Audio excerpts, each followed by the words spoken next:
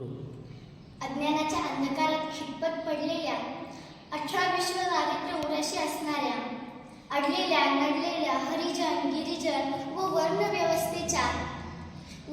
वर्णव्यवस्थेच्या वेख्यात पडलेल्या दीनदलितांचा ज्या महान मानवाने उद्धार केला असे क्रांतीसूर्य महात्मा ज्योतिराव फुले यांच्या जयंतीनिमित्त मी नीता सप्रे त्यांच्या स्मृतीस विनम्र अभिवादन करते.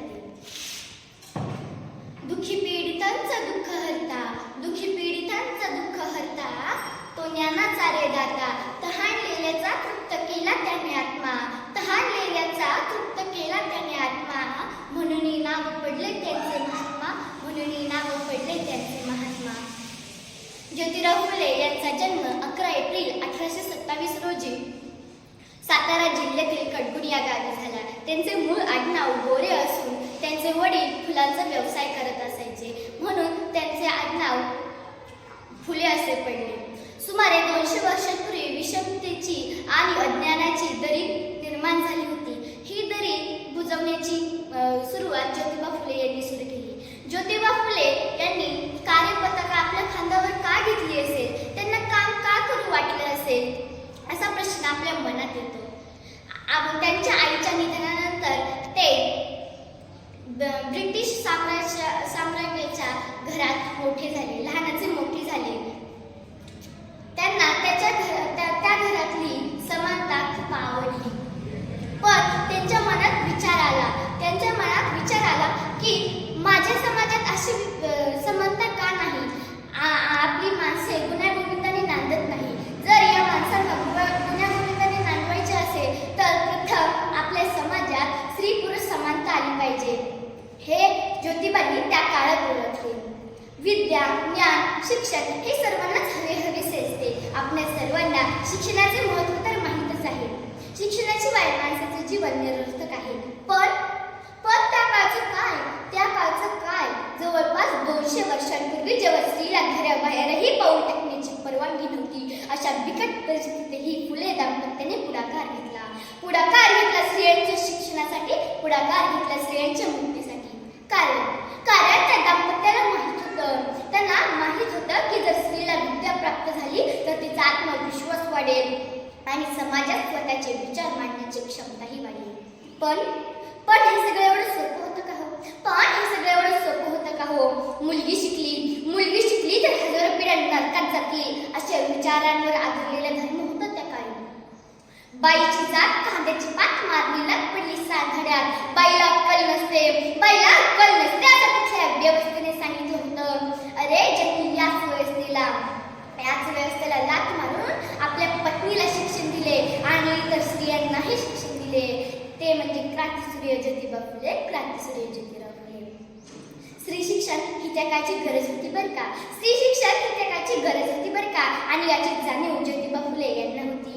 म्हणूनच तर या दाम्पत्याने धोंडे सैन्यांचा मारा सहन केला. कारण त्यांना माहित होतं की पुस्तकानं मस्तक सुधरतं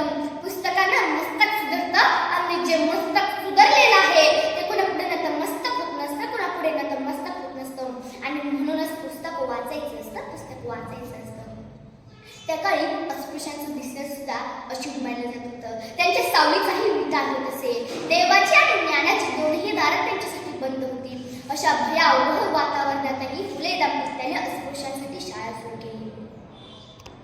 रूढी परंपरेच्या विख्यात पडलेल्या विधवा मुलींचे जीवन फुलवण्यासाठी त्यांनी विधवा विवाह संस्थेची स्थापना केली. एवढेच करून थांबले नाही. माझे मायबाप एवढेच करून थांबले नाही तर बाल हत्या प्रतिबंधक गृह उभारून अनाथांचे झाले मायबाप. त्या काळी मुलगी 9-10 वर्षाची झाली की तिचं लग्न एका वयोवृद्ध व्यक्तीशी किंवा तिच्यापेक्षा 20-25 वर्षांनी मोठ्या असलेल्या व्यक्तीशी लावून दिलं जायचं. आणि जर दुर्दैवाने तिच्या पतीचं निधन झालं तर तिला पतीसोबत सती जावं लागायचं. कोणता धर्म होता तो ज्या धर्मात जगणं तर सोडाच मरणही दुसऱ्याच्या इच्छेने यायचं. आज आपण म्हणतो मुलगी शिकली प्रगती झाली, पण खरंच असे आहे का? आजही आपण म्हणतो आपल्या गावात स्त्री पुरुष समानता झाली, पण हे खरे आहे का? आजही आपल्याला एखाद्या मंदिरात एखादी स्त्री पुजारी म्हणून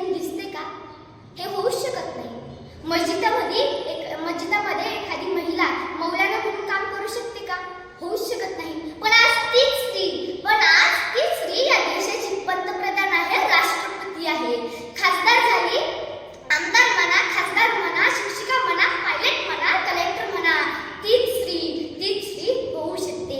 ही कोणाची पुण्य आहे? अहो, ही कोणाची पुण्य आहे? ही पुण्य आहे माझ्या सावित्रीबाईची, माझ्या ज्योतिराव फुलेची, माझ्या सावित्रीबाईंची, माझ्या ज्योतिराव फुलेंची. म्हणून कुणी निंदा कुणी वंदा, कुणी निंदा कुणी वंदा. फुले शाहू आंबेडकर हाच आमचा धंदा, फुले शाहू आंबेडकर हाच आमचा धंदा. म्हणून शेवटी म्हणावेसे वाटते, या महामानवांसाठी मला शेवटी म्हणावेसे वाटते, निज देहाचा झिजवून चंदन, तुम्ही वेचिला इथे कणकण, आणि फुलविले हासरे नंदन, स्मृतीस तुमच्या शतशः